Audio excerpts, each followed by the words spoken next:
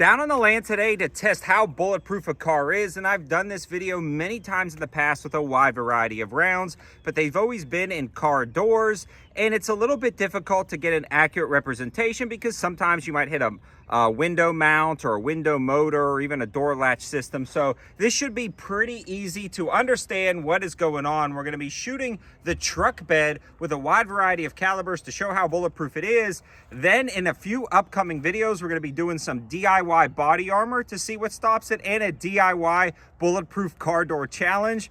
And that will be fun. So those videos will post right after this one. So make sure you sub the channel. But enough talking. Let's shoot through this and see how bulletproof a car actually is. And a huge shout out to Target Sports USA and their Ammo Plus membership for sponsoring this video. But more about these guys in a second.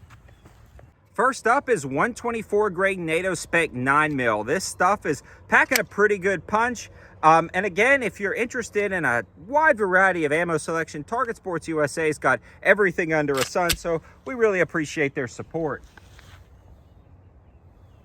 Let's go look. Clean entrance hole. It popped out here, came through here, and then exited no issues. So right already off the bat, you can see a 9mm will punch straight through this. Now, again, inside a car door, there may be more protection, but guys, cars are not bulletproof. You don't need to hide behind them. To test the energy after this, we are going to start setting up some water jugs to see the different effects.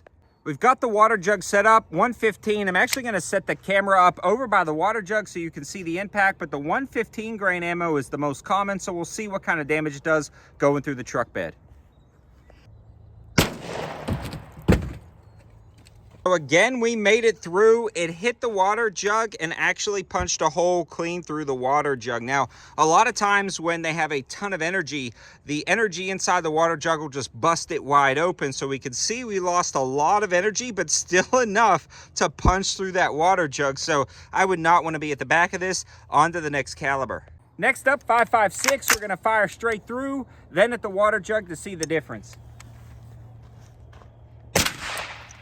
Here's that really tiny entrance hole. Let's see on the other side.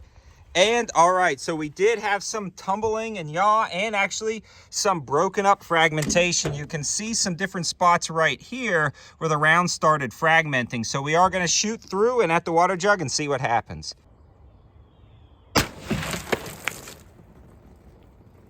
So you could see what I was talking about. When the round hits this with so much force, even that it wasn't sealed at the top with that 9mm hole, it just still blew it open and so much force that it punched out the bottom. So it is busting through, it is fragmenting up. That 5.56 is a mean round, but you can see it starts to degrade through the side of a car. On to the next round. Now for a 308, probably one of the most common long rifle cartridges in North America, and that 7.62x51 is NATO spec. I know the car is not even going to slow this down, and the round should remain intact, but it'll be interesting to see. Again, side of the truck, and then at a water jug.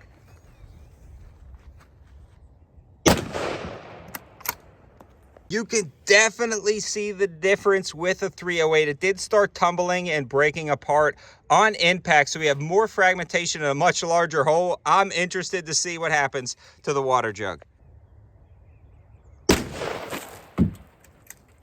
So this one also caused an insane amount of damage, just blew out that water jug.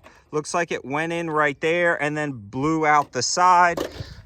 There's some more damage to the bottom, and then you can see the fragmentation and the side. So no matter what, unless somebody's getting at you with the 22, do not behind the car. If you are going to be hiding behind a car, I want to show you something real quick. This one is one that we've been shooting now for a good month, and you can see nothing is, I mean, it's just going right through, even with the added stuff. But you know where it's not going through at is when we shoot up at the front, nothing is coming through the engine. So that is a great place to hide, as well as the wheel wells if you are going to go to be hiding behind a car. A lot of people may talk about some of these A-pillars, but as you can see, that's no guarantee. Clean through. The best place, in my opinion, is going to be the engine and wheel wells.